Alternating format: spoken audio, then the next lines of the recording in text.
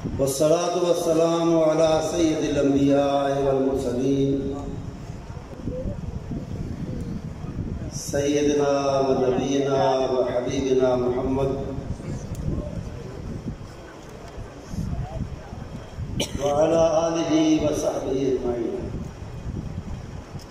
أما بعد فأعوذ بالله من الشيطان الرجيم. إنا أرسلناك شاهدا ومبشرا ونذيرا لتؤمنوا بالله ورسوله وتعزروه وتوقروه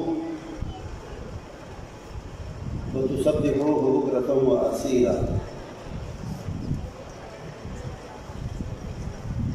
محترم علماء کرام، معززین، عزیزوں، بزرگوں،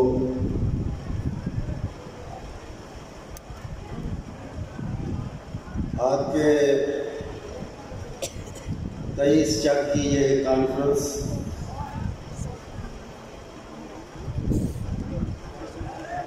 جماعت کی پرانی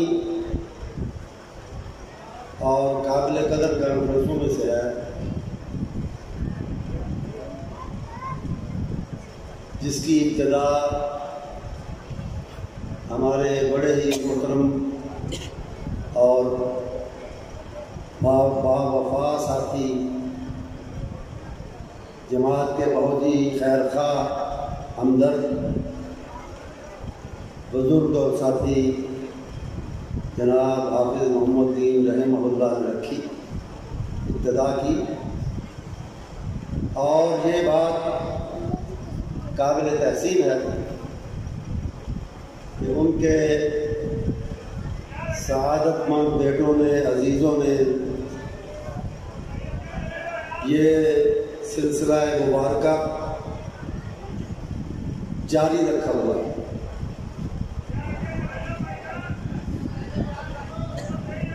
مسلک کی اور دین کی اشاعت کا بہت بڑا ذریعہ ہے اس طرح کی کانفرنسیں، اجتماعات اور جلسے، اور انہیں اس نیت سے منعقد کرنا چاہیے، اس نیت سے انہیں چلانا اور آگے بڑھانا چاہیے اور ان کا اہتمام کرنا چاہیے کہ لوگ دین سیکھیں بھی اور اس پر عمل کے لیے بھی تیار ہوں۔ اگر سیکھے ہوئے پر، جانے ہوئے پر عمل نہیں تو پھر وہ رحمت کی بجائے زحمت کا سبب بنتا ہے۔ پھر پوچھا بھی جا سکتا ہے روز قیامت، جیسا کہ حدیث میں ہے کہ ماذا عمل فیما علم، دین کی جو باتیں معلوم ہوئی تھی جتنی بھی، ان پر عمل کتنا عمل ان پر کیا۔ تو اس لیے اس نیت کے ساتھ کہ ہمیں بھی دینی احکام کی باتوں کی یاد دہانی ہو جائے، دوسرے لوگ بھی دین سیکھیں اور عمل کرنے کے لیے بھی تیار۔ دوسری بات، جب سے ہمارا یہ ملک پاکستان وجود میں آیا بنا ہے، مختلف فرقے ہیں یہاں۔ سب سے بڑی تقسیم فرقہ وارانہ جو ہے وہ سنی اور شیعہ کی، اس کے بعد آگے مزید فرقے مسلک ہے۔ جب سے یہ ملک بنا، شیعہ سمیت کسی کو اس طرح کی جرت جیسے اب ہو رہی ہے، گزشتہ کوئی 2 سالوں سے، اس سال اور سے پچھلے سال، صحابہ کے بارے میں یا بعض جلیل القدر مخصوص صحابہ کے بارے میں زبان کھولنے کی، بد زبانی کرنے کی، گستاخی اور بدتمیزی کرنے کی اتنی جرأت اس سے پہلے مجھے یاد نہیں کہ کبھی پاکستان کی تاریخ میں ہوئی۔ اس کی وجہ شاید یہ تھی کہ حکومت وقت میں موجود بعض افراد ان کی سرپرستی اور مدد کرتے تھے۔ مثال کے طور پہ گزشتہ سال، گزشتہ محرم میں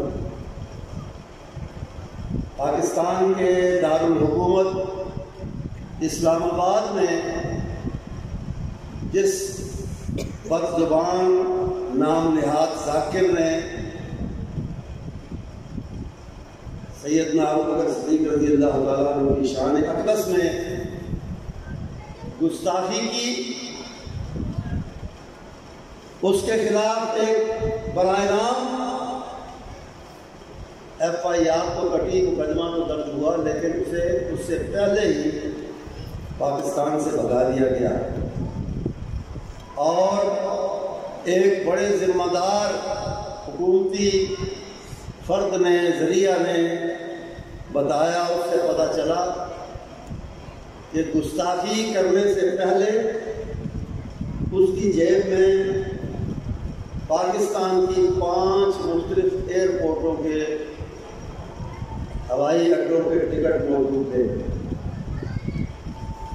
کہ تقریر کرتے، بدزبانی کرنے کے ساتھ ہی، گستاخی کرنے کے ساتھ ہی وہ فلائی کر کے اڑ کر جہاز پر اسلام آباد سے چلا جائے، اگر کوئی رکاوٹ آئے فیصل آباد سے چلا جائے، وہاں کوئی رکاوٹ ہو لاہور سے چلا جائے، وہاں بھی رکاوٹ ہو کراچی سے چلا جائے، کوئٹہ سے چلا جائے۔ یہ 5 ٹکٹ اس کو اس کی جماعت میں یا اس کے ہم مسلوں کو لوگوں نے فراہم نہیں کیے۔ یہ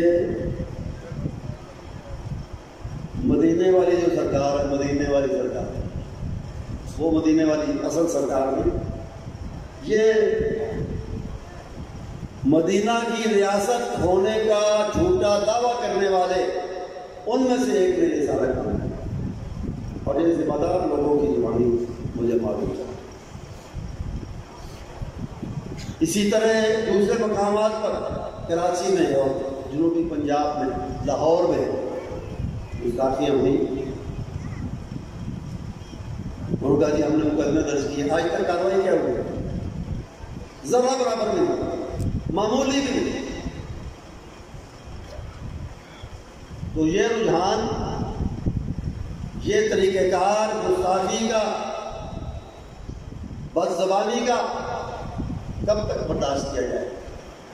اگر ایک چیز کی حد ہوتی ہے۔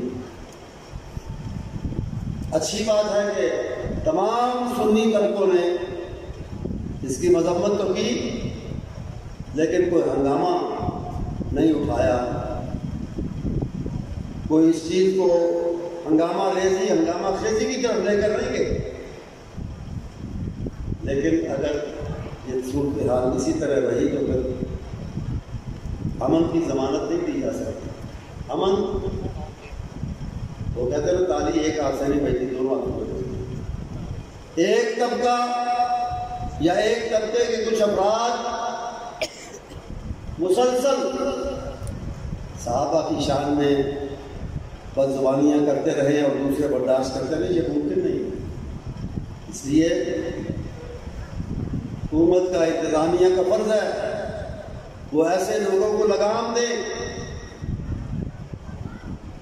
اور یہ سمجھنے کی کوشش کریں کہ صحابہ کی عزت اور توقیر اور حرمت کے بارے میں ایک عام مسلمان کے جذبات کیا ہیں، سوچ کیا ہے، خیالات کیا ہیں۔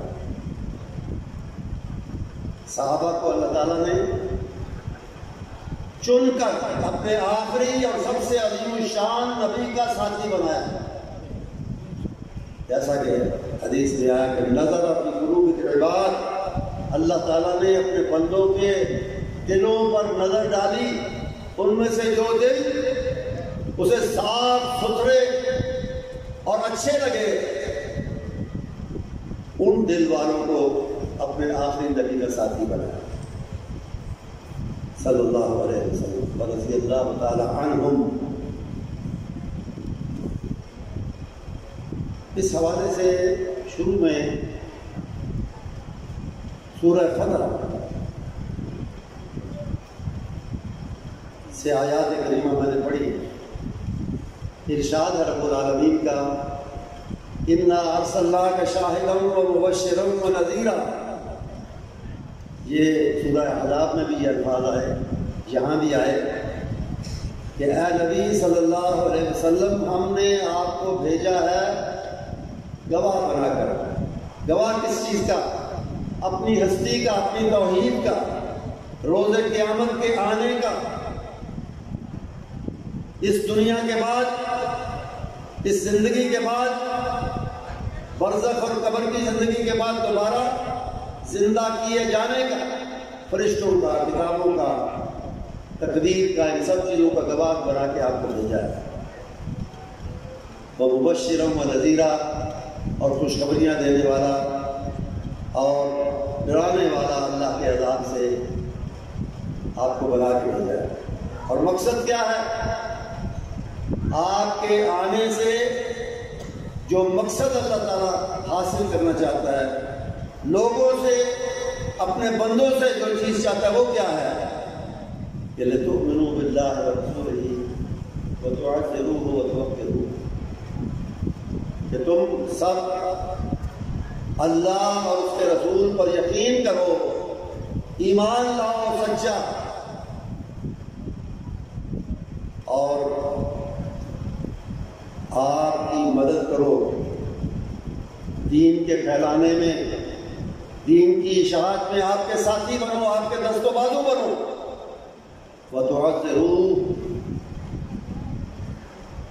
وَتُوَقِّرُوهُ وَتُعَزِّرُوهُ، اور آپ کی توقیر کرو، عزت کرو، احترام کرو، آپ سے محبت کرو۔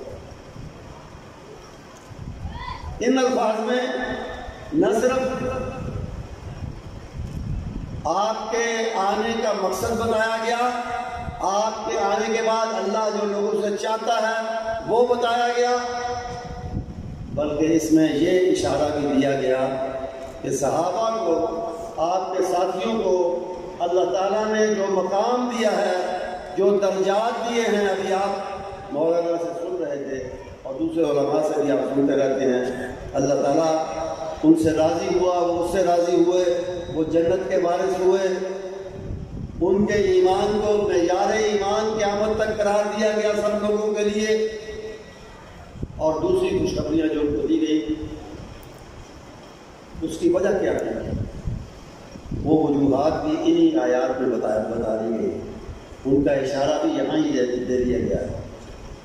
اس لیے وہ درجات کے مالک بنے، اس لیے وہ نجات یافتہ کہلائے، اس لیے وہ اللہ کی رضامندی حاصل کر گئے، دنیا ہی میں ان کو اللہ کی خوشنودی کی خوشخبری مل گئی اور جنت کی خوشخبریاں مل گئی۔ اس لیے ملی کہ وہ یہ صفات رکھتے تھے، ایمان، توقیر رسول کی صلی اللہ علیہ وسلم، اور آپ کی دینی مدد، دین کی اشاعت میں آپ کے دست و بازو بننا، آپ کے ساتھی بننا۔ یہ وہ تین بنیادی خوبیاں تھیں صحابہ میں، جنہوں نے ان کو یہ درجات دلائے، یہ خوشنودی دلائی، یہ جنت دلائی، اور اللہ کے پسندیدہ بندے بنایا ان تین خوبیوں کی وجہ سے جو اللہ نے ان کو عطا فرمائی۔ ایمان کی بات کریں گے، ایمان کس طرح کا ہے؟ اس کی مثال سیدنا ابو بکر صدیق رضی اللہ تعالیٰ عنہ اور سیدنا علی رضی اللہ تعالیٰ عنہ، دونوں سے ملتے جلتے الفاظ میں ایک بات اس سلسلے میں ملتی ہے کہ ان کا ایمان کس طرح کا تھا، کس درجے کا۔ دونوں فرماتے ہیں اپنی اپنی جگہ الگ الگ یہ بات کی کہ لو کشف الغطاء مصدرت یقینا، آج ہمارے اور ہمارے رب کے درمیان ایک پردہ ہے، ہم اسے براہ راست نہیں دیکھ سکتے آنکھوں سے. ہم جنت دوزخ کو اپنی آنکھوں سے اس دنیا میں نہیں دیکھ سکتے، فرشتوں کو اپنی آنکھوں سے اس دنیا میں نہیں دیکھ سکتے. لیکن وہ کہتے ہیں اگر آج اسی دنیا میں یہ پردہ ہٹا دیا جائے اور اللہ اور ان سب چیزوں کو ہم اپنی آنکھوں سے دیکھ لیں تو ہمارے ایمان میں رتی بھر ذرا بھی اضافہ نہیں ہوگا. وہ بڑھے گا نہیں، وہ اپنی جگہ پر رہے گا. کیوں رہے گا؟ کیوں رہے گا؟ اس لیے کہ وہ پہلے ہی اپنی انتہا تک پہنچ گیا، پہلے ہی اپنے نقطۂ عروج کو، جس کو کلائمیکس کہتے ہیں، وہ پہلے ہی اپنے کلائمیکس کو چھو چکا ہے. اتنا زیادہ ہے ہمارا ایمان بن دیکھے، بن غیب.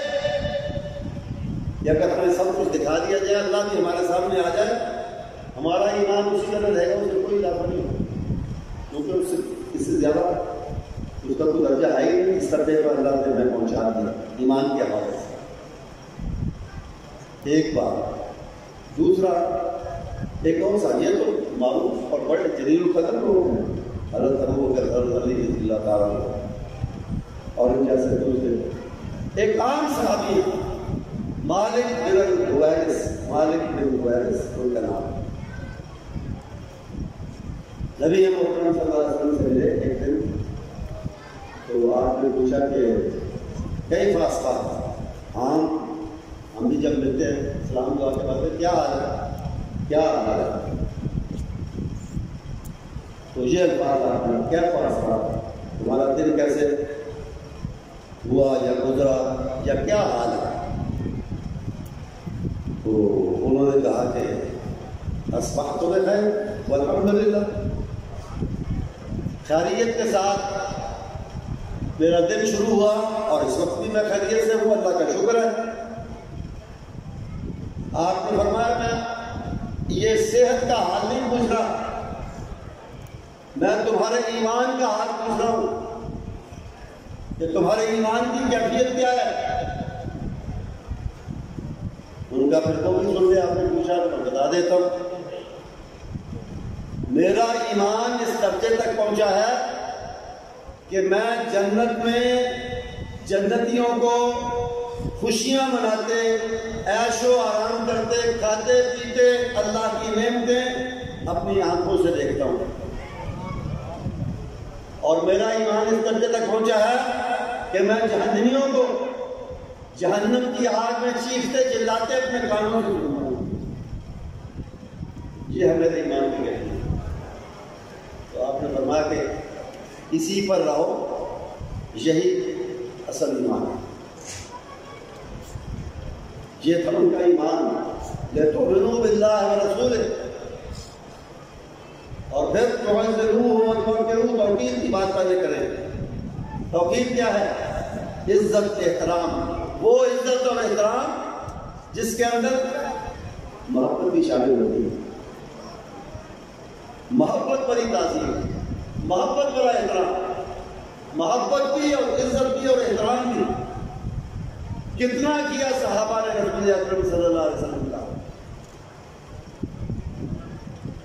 اس کا اندازہ کرنا بھی مشکل ہے. فتح مکہ سے پہلے بات چیت ہو رہی تھی، جب صلح کی اس بات چیت میں معاہدہ صلح جو تھا اس میں تو بعد میں سہیل بن عمرو نے حصہ لیا قریش کی طرف سے. لیکن پہلے گفتگو کر رہے تھے عروہ جو بعد میں صحابی رضی اللہ عنہ، لیکن اس وقت کافروں کے قریش کے ساتھی تھے، ان کے ہمراہ تھے. بات کر رہے تھے. بات کرنے کے بعد انہوں نے جب رپورٹ دی آ کے اپنے سرداروں کو، اپنے بڑوں کو، اپنے ساتھیوں کو، تو رپورٹ کیا تھی؟ انہوں نے کہا ایک تو بات یہ کہی کہ میرے سامنے نہ وہاں موجود تھا ان مسلمانوں کی جو ہمارے بھائی ہیں یہاں سے ہجرت کر کے گئے ہیں، کچھ ان کے ساتھ مدینے کے لوگ شامل ہوئے ہیں انصاری، ان کی نماز کا وقت ہو گیا. وہ سب وضو کرنے لگے، ہاتھ منہ دھونے لگے، اور میں نے دیکھا کہ محمد صلی اللہ علیہ وسلم جو ان کے نبی ہیں وہ وضو کرتے تھے، ان کا جو پانی استعمال شدہ وضو کا پانی گرتا تھا ان کے جانثار اسے زمین پر نہیں گرنے دیتے تھے، اپنے ہاتھوں میں لے لیتے تھے اور اپنے بازوؤں پر، ہاتھوں پر، چہرے پر ملتے تھے برکت کے لیے۔ تو اس سے میں نے یہ نتیجہ نکالا ہے کہ جو قوم اپنے نبی کا، اپنے لیڈر کا استعمال شدہ پانی زمین پر گرنے نہیں دیتی، وہ ان کا خون کیسے گرنے دے گی؟ اس لیے اب ان سے مقابلہ اپنے ذہن سے نکال دو، ہم سے جنگ کر کے دی جائے، یہ نہیں ہوگا۔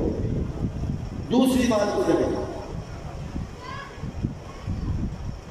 اس نے کہا کہ میں نے دنیا کے بادشاہوں کے دربار دیکھے ہیں، شام وغیرہ میں نے بڑے بڑے بادشاہوں کے دربار دیکھے اور اسے گواہی دی۔ اس نے کہا کہ ایک رأیت ملکا یعظمہ اصحابہ کما یعظم اصحاب محمد صلی اللہ علیہ وسلم، کہ میں نے کسی بادشاہ کے امراء کو، درباریوں کو، ساتھیوں کو، ماتحتوں کو اس کی اس طرح دل سے عزت کرتے ہوئے نہیں دیکھا جس طرح محمد کے ساتھی محمد کی عزت کرتے ہیں صلی اللہ علیہ وسلم۔ یہ توقیر تھی جو صحابہ نے آپ کو دی اللہ کے حکم کے عین مطابق۔ تو وقت کے روح کہ ان کی توقیر کرنی ہے، ان کی عزت کرنی ہے، ان کا احترام کرنا ہے، ان سے سچی محبت اور دلی محبت رکھنی ہے۔ پھر وہ بھی آپ نے سنا ہوگا علماء کرام سے کہ سیدہ ام حبیبہ ام المومنین ابو سفیان کی بیٹی حضرت معاویہ رضی اللہ تعالیٰ عنہ کی ہمشیرہ، آپ کی بہن، وہ نبی اکرم صلی اللہ علیہ وسلم کی زوجہ محترمہ اور ہماری ماں تھی، ہماری ماؤں میں سے ایک تھی۔ صلح کے زمانے میں والد ان کا ابو سفیان جو اس وقت قائد کفر تھے، آج ہم انہیں بھی رضی اللہ تعالیٰ عنہ کہتے ہیں اور ہمیں کہنا چاہیے، اس لیے کہ وہ ایمان لائے، آپ کے ساتھی بنے، جانثار بنے، آپ کے ساتھ مل کر جنگ میں حصہ لیا۔ تو ملنے کے لیے آئے، باہر بیٹی کی ملاقات، اور ایک عرصے کے بعد، کئی سالوں کے بعد آئے تو بیٹی نے کیا کیا؟ گھر کے اندر کوئی فرنیچر تو نہیں تھا، کوئی صوفے تو نہیں تھے، کوئی کرسیاں تو نہیں تھی، ایک چادر بچھی تھی سادہ سی۔ نبی اکرم صلی اللہ علیہ وسلم حجرہ مبارکہ میں وہ ام حبیبہ کے پاس تھا، وہ آ کے اسی چادر میں بیٹھنے لگے۔ بیٹی نے استقبال کیا، وہ آ کے چادر پہ بیٹھنے لگے، آپ خود بیٹی نے جلدی سے آگے بڑھ چادر پہ ہٹا دیا۔ بھائی یہ کیا ہے؟ میری عزت ہے، میں باپ ہوں تمہارا، اتنے سالوں کے بعد مجھے ملا، ایک چادر پڑی ہے اس میں بیٹھے لگے، وہ بھی ہٹا دیے زمین پر بیٹھا، یہ کیا طریقہ ہے؟ انہوں نے فرمایا کہ میرے دین نے، میرے نبی نے، میرے آقا نے مجھے والدین کا، باپ کا احترام سکھایا ہے، لیکن آپ اس وقت مشرک ہیں اور میں نہیں چاہتی کہ کسی مشرک کا بدن میرے نبی کے بستر کے ساتھ، چادر کے ساتھ رہے۔ یہ وہ توقیر تھی جو ان کے دلوں میں، یہ وہ محبت تھی جو ان کے دلوں میں، جس پر وہ ساری محبتیں اور ساری عزتیں قربان کرتے ہیں اور اس کو سب سے بالا دست اور اوپر رکھتے ہیں، مقدم کرتے ہیں۔ حضرت خبیب رضی اللہ تعالیٰ، واقعات تو بہت ہیں، حضرت خبیب رضی اللہ تعالیٰ پکڑے گئے، قریش نے، کفار نے پکڑا، مکے لے گئے اور انتقام کو بدر کی کا غصہ تھا، انتقامی جذبہ تھا اور تھا۔ فیصلہ ہوا کہ ان کو قتل کر دیا جائے، اور قتل کیا جائے، سولی پہ لٹکا، صلیب پہ چڑھا کر پھانسی دے کر۔ ہو گیا فیصلہ اور رمل دلمت بھی شروع ہو۔ ابو سفیان اس وقت بھی قائد کفر تھے، انہوں نے ایک بات کی اور اس کا جواب حضرت خدا نے دیا رضی اللہ تعالیٰ۔ اس سے معلوم ہوتا ہے کتنی توقیر اور کتنی عزت، کتنا احترام نبی محترم صلی اللہ علیہ وسلم کو ان کے دل میں۔ اور ہمارے ایک عظیم شاعر اور ادیب اور ملی رہنما مولانا ظفر علی خان نے اپنے اشعار میں اس واقعے کو نظم کیا ہے۔ عربی الفاظ کو ابو سفیان نے ادا کیے اور جو حضرت خبیب نے ادا کیے ان کا ترجمہ بڑا اچھے طریقے سے کیا۔ ان کا کہ ابو سفیان پکارا کیا ہی اچھا ہو محمد کو، اگر جلاد بدلے میں تیرے سولی پہ لٹکائے۔ اس نے کہا اس وقت تو دل میں سوچ رہے ہوگے یہ مجھے سولی پہ لٹکا کے مار رہے ہیں، قتل کر رہے ہیں، میں نہ ہوتا اس مقام پہ سولی پر لٹکنے کے لیے، میں نہ ہوتا، نعوذ باللہ، خدا نخواستہ محمد ہوتے ہمارے نبی ہوتے صلی اللہ علیہ وسلم۔ اس وقت تو سوچ رہے ہو یہ اس نے کہا ابو سفیان پکارا کیا ہی اچھا ہو محمد کو، اگر جلاد بدلے میں تیرے سولی پہ لٹکائے۔ شاعر کہتا ہے کہ تڑپ اٹھتا ہوں میں، مجھ کو جو فکرے یاد آتے ہیں، بوقت ذبح اس عاشق نے اس طرح فرمائے۔ وہابیوں کے سامنے عاشقی کا نام لینا بھی ذرا مشکل ہے، اور لیکن یہ وہ عشق نہیں ہے مجنون لیلا مجنون، یہ سچی محبت کا دوسرا نام ہے۔ شاعر کی بات کیا فرمایا، کیا کہا، جو کہا اس کا ترجمہ کیا، بڑا اچھا ترجمہ کیا۔ وقت ذبح اس عاشق نے اس طرح فرمائے، مجھے ناز اپنی قسمت پر، اگر نام محمد پر صلی اللہ علیہ وسلم یہ سر کٹ جائے اور تیرا سرے پا اس سے ٹکرائے۔ یہ تو مجھے گوارا ہے، یہ تو مجھے قبول ہے کہ میرا سر کٹ جائے اور تو اسے فٹ بال بنائے اور اسے کھیلتا رہے، ٹھوکریں مارتا رہے اپنے پاؤں سے۔ یہ سر کٹ جائے اور تیرا سرے پا اس سے ٹکرائے۔ یہ سب کچھ ہے گوارا، پر یہ دیکھا جا نہیں سکتا کہ ان کے پاؤں کے تلوے میں ایک کانڈا بھی گر جائے۔ یہ تھی وہ توقیر۔ نعرہ تکبیر، عظمت صحابہ زندہ باد، عظمت صحابہ زندہ باد، پروفیسر سعید میر صاحب زندہ باد، اور زندہ باد ہو گئے بھائی، ہو گئے زندہ باد، عظیمہ زندہ باد۔ تو یہ وہ توقیر تھی، وہ عزت تھی، وہ محبت تھی جو ان کے دلوں میں تھی نبی اکرم صلی اللہ علیہ وسلم۔ مختصر کرتا ہوں، آگے بات ہے تو آج ضرور درمیان میں جو بات آ سکتی، مدد کرو، آپ کو یہ مضبوطی دو، قوت دو، اپنی قوت ان کی قوت کے ساتھ شامل کرو۔ کیسے کی ذات ہے، کس حد تک کی، کس طرح کی، مال بھی دیے، جانیں بھی دی، نبی کے ساتھ میں، نبی کی معیت میں، نبی کا ساتھ صلی اللہ علیہ وسلم نبھاتے ہوئے، آپ کے مشن پر قربان ہوتے ہوئے، جانے کی نثار کی، مال کی نثار کی۔ واقعات آپ سنتے رہتے ہیں، میں صرف اشارہ کرتا ہوں، دہراتا ہوں، مختصر بیان کرتا ہوں۔ آپ نے سنا ہے نا کہ سیدنا ابو بکر رضی اللہ تعالیٰ عنہ جب بھی کوئی ضرورت ہوتی تھی مشن کو، اسلام کے مشن کو، نبی صلی اللہ علیہ وسلم کے مشن کو آگے بڑھانے کی، آگے بڑھ کر قربانی دیتے تھے، احسان کرتے تھے، مال دیتے تھے۔ تو حضرت عمر رضی اللہ تعالیٰ عنہ نے سوچا کہ یہ میرا دوست، میرا بھائی ہر مقام پر قربانی کے ہر موقع پر مجھ سے آگے بڑھتا ہے، مجھے بھی کبھی اس سے آگے بڑھنا چاہیے۔ یہ ایک پاکیزہ اور اچھا جذبہ ہے جس کے بارے میں قرآن کا سابقوا الی مغفرۃ من ربکم وجنہ، وہ ایک دوسرے سے مقابلہ کرنا ہے، آگے بڑھنے کی دوڑ لگانی ہے، تو دوڑ لگاؤ اور مقابلہ کرو اللہ کی جنت حاصل کرنے کے میدان میں، اور اس کی مغفرت لینے کے لیے آگے بڑھو۔ یہ ہے آگے بڑھنے کا مقام، یہ ہے آگے بڑھنے کی دوڑ لگانے کی اصل میدان اس کا یہ ہے۔ یہ جو تم دوڑیں لگاتے ہو کہ میرا مال میرے بھائی سے میرے دوست سے زیادہ ہو، میری کوٹھی میرا مکان اس کے مکان سے اچھا ہو، میری گاڑی اس کی گاڑی سے زیادہ قیمتی ہو، زیادہ لش پش کرتی ہو، یہ چیزیں مقابلہ کرنے والی نہیں ہیں، یہ سب رہ جائیں گی، ختم ہو جائیں گی قریب۔ مقابلہ کرنا ہے تو جنت حاصل کرنے میں ایک دوسرے سے آگے بڑھو، مغفرت حاصل کرنے میں آگے بڑھو۔ تو اس پر عمل کرتے ہوئے حضرت والا رضی اللہ تعالیٰ نے کہا کہ آج میں اپنے بھائی اپنے دوست ابو بکر سے آگے بڑھ کے دکھاؤں۔ تو وہ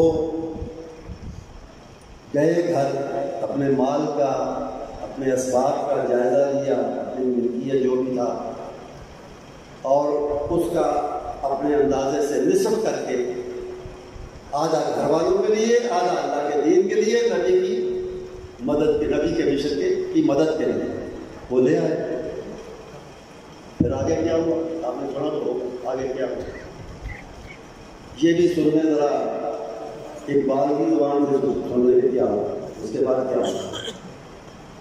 اقبال نے بھی خوب کہا کہ اتنے میں وہ رفیق نبوت بھی آ گیا۔ رفیق نبوت کیا بات ہے، کبھی کبھی ایسی بات کرتا ہے بندہ حیران رہ جاتا ہے۔ ایک چھوٹا سا مصرع فارسی کا حضرت ابوبکر کی شان میں کہا اقبال نے، بہت ساری سمیٹ کو اس کے اندر ڈال دی۔ اس نے کہا کہ ثانی اسلام و غار و بدر و قبر، ثانی اسلام و غار و بدر و قبر، نبی کے قریب ترین ساتھی، نبی کے بعد دوسرے نمبر پر حضرت ابوبکر سے کہاں تھے؟ اسلام لانے میں دوسرے نمبر پر، بدر میں دوسرے نمبر پر، غار میں دوسرے نمبر پر، قبر میں دوسرے نمبر پر۔ ایک مصرے میں ساری زندگی سے گئی۔ تو یہاں بھی اس نے کہا کہ اتنے میں وہ رفیق نبوت، بڑے مزے کے لفظ رفیق نبوت، رفیق نبوت، اتنے میں وہ رفیق نبوت بھی آ گیا جس سے بنائے عشق، پھر آ گیا جس سے بنائے عشق و محبت ہے استباد، لے آیا اپنے ساتھ وہ مرد وفا سرشت، مرد وفا سرشت، با وفا انسان۔ کتنے با وفا تھے اس کی تفصیل آپ جانتے ہیں، میں کیا بتاؤں۔ لے آیا اپنے ساتھ وہ مرد وفا سرشت، ہر چیز جس کا چشم جہاں میں وہ اعتبار، سب کچھ سمیٹ کے لے آئے گھر سے۔ اور آگے کہتا ہے کہ بولے حضور چاہیے فکر عیال بھی، گھر والوں کی بھی وہ فکر کرتی ہے کہ نہیں، اس کو ان کے لیے بھی چھوڑا کہ نہیں۔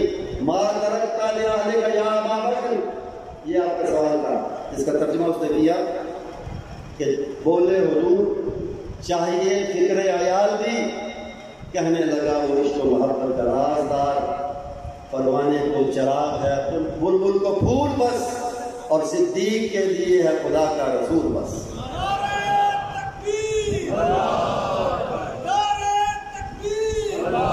مات رکھتا لے آدھے کا یا ابا بکر، قال اللہ اور رسول، اللہ کو چھوڑا ہے وہ میری، رسول کو چھوڑا ہے، اس کی محبت کو چھوڑا ہے، باقی سب لے آئے۔ یہ تھا ان کا جذبہ اشاعت دین کے لیے اور دین کی مدد کے لیے خرچ کرنے کا۔ جان دینے کی بات بھی آگے آئے گی انشاءاللہ۔ اسی طرح حضرت عثمان غنی رضی اللہ تعالیٰ، اور ان صحابہ کے بارے میں بدزبانی کرتے، ان صحابہ کے بارے میں اپنی غلیظ زبانوں سے غلیظ باتیں کرتے ہو، جن کے نمونے کی پیروی اگر ہم کما حق کو کرنا بھی چاہیں تو نہیں کر سکتے۔ حضرت عثمان غنی رضی اللہ عنہ جب جنگ تبوک کے موقع پر آپ نے فرمایا اسلام کو ضرورت ہے، دور کا سفر ہے، گرمی کا موسم ہے، وسائل کم ہیں، ہتھیار نہیں ہیں، سواریاں نہیں ہیں، قربانی دو اسلام کے لیے، مشن کے لیے، میرے مشن کے لیے آگے بڑھو۔ حضرت عثمان رضی اللہ تعالیٰ کھڑے ہوئے، علیہ امیات الابل بے احلاس سے میں 100 تیار اونٹوں کا ذمہ لیتا ہوں، آراستہ پیراستہ ہتھیار بھی ہوگے اس پر، ہر اونٹ پر سامان رسد کھانے پینے کا بھی ہوگا، بس مجاہد بیٹھے اور میدان جنگ کو چلا جائے۔ آپ نے فرمایا اللہ تمہیں جزا دے، اچھی بات ہے، لیکن اس سے ضرورت پوری نہیں ہوئی۔ دوسری مرتبہ کھڑے ہوئے، پھر یہی کہا علیہ میات ابن بحلا سے ہاتھ اٹھا دیا، پورے ساز و سامان کے ساتھ 100 اور ہوں، پھر تیسرے 100 اور ہوں، 300 ہو گئے۔ اس کے ساتھ ہی ایک بڑی تھیلی جس میں درہم و دینار تھے، سکے تھے، پیسے تھے، رقم تھی، بڑی رقم، وہ نبی کریم صلی اللہ علیہ وسلم کی خدمت میں پیش کی۔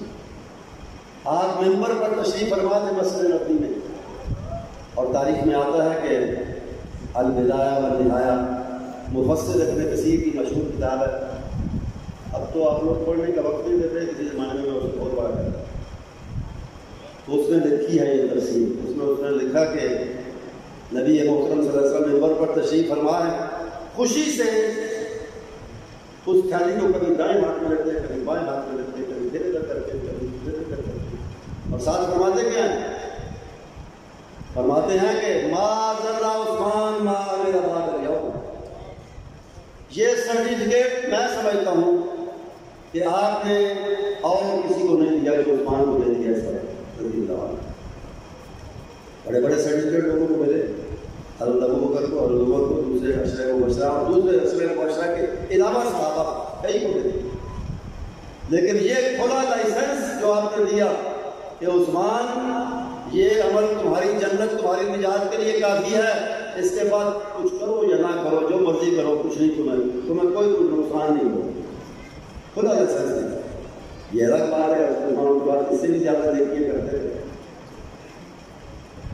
تو اس طرح کی قربانی دینے والی، یہ تو جان کی بات ہے، جان جو انسان کے لیے اس سے بھی زیادہ قیمتی ہے، اس کی قربانیاں بھی کی انہوں نے، اس کی بھی قربانیاں اور بہت سی اس کی مثالیں ہیں۔ حضرت زیاد بن سکر ایک انصاری صحابی، نبی اکرم صلی اللہ علیہ وسلم نے جنگ احد کے بعد کہا، آپ نے فرمایا کہ زیاد بن سکر نہیں نظر آ، اس کو تلاش کرو، شہیدوں میں بھی دیکھو، زخمیوں میں بھی دیکھو، اگر زندہ مل جائے تو اقرا علیہ السلام۔ آپ نے فرمایا جس صحابی کو رخصت کیا، اس مشن پر بھیجا وہ تلاش کرنے کے لیے، فرمایا کہ مل جائے زندہ تو میرا سلام اسے کہنا، میرا اس کے نبی کا سلام اسے کہنا، اور پوچھنا میری طرف سے کہ کئی فتح ہوگا، میرا کیا حال ہے۔ گئے تو جانورت تھے، رضا کا عالم قریب تھا، دنیا سے رخصت ہونے والے تھے، بعد میں گنا گیا تو ان کے جسم مبارک پر 80 کے قریب زخم تھے، جو شہادت سے پہلے انہوں نے کہا، لیکن اس وقت زندگی کی رمق باقی تھی، سن بھی سکتے تھے، بول بھی سکتے تھے کچھ نہ کچھ۔ تو پوچھا صحابی نے جو اس کو رسول اللہ صلی اللہ علیہ وسلم نے بھیجا تھا کہ بھائی تجھے اللہ کے نبی نے سلام دیا ہے، کیا خوش قسمتی کی بات، تجھے اللہ کے نبی نے سلام دیا، اور پوچھا کہ کیفا تجد ہوگا۔ انہوں نے جتنی قوت باقی تھی جس میں اس کو سمیٹ کے اس کا جواب دیا، سلام کا جواب دیا پہلے، اور پھر کہا کہ ان کو کہنا کہ اجدنی الجنہ، میرا حال یہ ہے کہ میں اس وقت یہاں خاک پر لیٹا ہوا بھی جنت کی خوشبو اپنی ناک سے اپنے نتنوں میں سونگھ رہا ہوں، جنت کی خوشبو مجھے آ رہی ہے، یہ میرا حال۔ یہ مطلب زخم بسی اپنی جگہ، موت شہادت اپنی جگہ، لیکن مجھے جنت کی خوشبو ابھی سے آ رہی ہے۔ یہ وہ لوگ تھے قربانیاں دینے والے۔ اور پھر سعد اور خیسمہ باپ بیٹا ہیں، بہت کے میدان میں جانے سے پہلے جھگڑا کر رہے ہیں، تکرار کر رہے ہیں، بحث کر رہے ہیں۔ بحث تکرار جھگڑا کس چیز پر ہے؟ باپ کہتا ہے میں اپنی عمر تقریباً پوری کر چکا ہوں، بہت دیکھ چکا ہوں بہاریں دنیا کی، اس جنگ پہ تم گھر رہو، میں جاؤں گا لڑنے کے لیے، میں جاؤں گا شہادت کے لیے، میں جاؤں گا۔ بیٹا کہتا ہے میں جوان، میں زیادہ بہتر لڑ سکتا ہوں آپ سے، آپ گھر رہے، میں جنگ کے لیے جاؤں گا۔ فیصلہ نہیں ہوتا، بات آ جاتی ہے پرچیاں ڈالنے پر، قرآن اندازی پر۔ میرے دوستوں عزیزوں کا سوچو رہی، یہ قرآن اندازی کس چیز کے لیے کر رہے ہیں؟ کوئی جائیداد کی تقسیم ہے، تو مکان کی تقسیم ہے، تو مال کی تقسیم ہے، قرآن اندازی کر رہے ہیں، تو کمیٹی نکال رہے ہیں، کیا کر رہے ہیں؟ جان دینے کے لیے کہ کون جان دے گا اور کون گھر میں دے گا، تو اس کے لیے قرآن اندازی ہوتی ہے۔ بیٹے کی خوشخبری پورا ہو کر ہوتا ہے، وہ جاتا ہے اور شہادت سے امکنار رضی اللہ تعالیٰ عنہ، اور وہ ننھے مجاہد جو تھے، ایک کی عمر تقریباً 13 سال، ایک کی عمر 14 سال۔ 13 سال والا تھا سمورہ بن، اور دوسرے سے رافع بن خدیج۔ تو سمورہ کو نبی کریم صلی اللہ علیہ وسلم نے دیکھا، عمر تقریباً 13 سال، ینگ بچہ، چھوٹا بچہ یا ینگ بچہ۔ تو آپ نے کہا بھائی بیٹا تم سب سے نکلو، تم یہاں کہاں آ گئے؟ یہ تو بڑے لوگوں کا کام ہے، جوان لوگوں کا کام ہے، تم کہاں آ گئے یہاں؟ اس نے کہا نہیں میں لڑ سکتا ہوں، اللہ کے میں لڑ سکتا ہوں۔ آپ نے کہا نہیں، ہمیں مضبوط جسم کے، اچھے جسم کے اور طاقتور اور عمر بھی ان کی مناسب ہو، وہ لوگ چاہیے۔ آپ نے نکال دیا، وہ نکل گیا۔ لیکن گھر جا کے وہ باپ کے، جو پنجابی کہتے ہیں دعا دے باپ دے دعا دے، ان کے کہنے لگا ابا جی وہ میرا دوست ہے رافع، اس کی عمر میرے مجھ سے زیادہ 1 سال زیادہ ہو، اس کو لے لیا ہے نبی کریم صلی اللہ علیہ وسلم، اس کو ساتھ لے لیا، وہ لسٹ میں آ گیا اور مجھے دکھا دیا۔ میں عمر میں تھوڑا سا اس سے کم ہوں، لیکن طاقت میں اس سے زیادہ ہوں۔ آپ میری سفارش کریں، مجھے لے کے پھر چلے۔ یہ شوق ہے ان بچوں کو، بچے ہی ہم 13 سال، قربانی کا جذبہ، جان دینے کا جذبہ ان میں بھی ہے اور کسی سے کم نہیں۔ باپ دے کر گیا، اس نے بھی جا کر کہا کہ اللہ کے نبی یہ کہتا ہے اس کو، تو آپ نے تم کیسے کہتے ہو کہ میری طاقت زیادہ ہو؟ آپ نے بولا، اس نے عرض کیا کہ اللہ کے نبی اس کو نکالے نا باہر ذرا، میں بھی نکلتا ہوں، کشتی کرے میرے ساتھ، دیکھ لیں میں جیتا ہوں یہ جیت ہے۔ یہ کشتی وہی بات جو قرآن لازم کے بارے میں کہا، یہ کشتی کس مقصد کے لیے؟ وہ بھی جان دینے کے لیے تیار ہے، یہ بھی جان دینے کے لیے۔ کشتی میں سمورہ جیت کے جی کہتا تھا کہ میرے میں طاقت نہیں کرتا، اس نے پچھاڑ دیا اس کو۔ نبی کریم صلی اللہ علیہ وسلم مسکرایا، آپ نے کہا چلو دونوں چلو ہمارے ساتھ جہاد کر چلو۔ یہ تھا ان کا جذبہ، اور بہت سی مثالیں، کیا مثالیں ہیں۔ تو یہ ہمارے لیے بھی سبق ہے ان آیات کریمہ میں اور ان واقعات میں، لیکن یہ راز ہیں صحابہ کی عظمت کے، یہ وجوہات ہیں ان مقامات کو انہوں نے حاصل کیے اور جو رضامندی اور خوشنودی اللہ کی حاصل کی، یہ اس کی وجوہات ہیں کہ وہ اللہ پر سچا اور پکا ایمان رکھنے والے، نبی محترم صلی اللہ علیہ وسلم کی دل سے پوری اور اچھی طرح توقیر اور عظمت کرنے والے، اور آپ کے دین کے لیے، اللہ کے لیے قربانی دینے والے جان و مال کی تھے۔ یہی وہ بنیادی وجوہات ہیں جنہوں نے صحابہ کو صحابہ بنایا اور رضی اللہ تعالیٰ عنہم کا سرٹیفکیٹ ان کو دلوایا۔ اللہ تعالیٰ ہمیں بھی اس مشن پر گامزن رکھے اور اس سے سبق حاصل کرنے کے لیے اپنے ایمان کو مضبوط کرنے، اپنے دلوں میں نبی کریم صلی اللہ علیہ وسلم کی سچی محبت اور عزت اور احترام پیدا کرنے، اور دین کے لیے مر مٹنے اور قربانی دینے کا جذبہ ہمارے اندر پیدا فرمائے۔ اور صحابہ کی جہاں تک عزت و حرمت کی حفاظت کا تعلق ہے، میں آخر میں ذمہ داری سے یہ کہوں گا کہ مرکزی جمعیت اہل حدیث پاکستان کے بنیادی اہداف اور مشن میں یہ چیز شامل ہے کہ ہم نے اپنے نبی اکرم صلی اللہ علیہ وسلم کی عزت و حرمت کی بھی، آپ کی ختم نبوت کی بھی، اور آپ کے صحابہ کی عزت و حرمت کی بھی حفاظت کرنی ہے، اس کے لیے جنگ لڑنی ہے، ان کا دفاع کرنا ہے۔ اس سلسلے میں جو بھی قربانی دینا پڑے انشاءاللہ ہم سب اس کے لیے تیار ہیں۔ وآخر دعوانا الحمدللہ رب العالمین.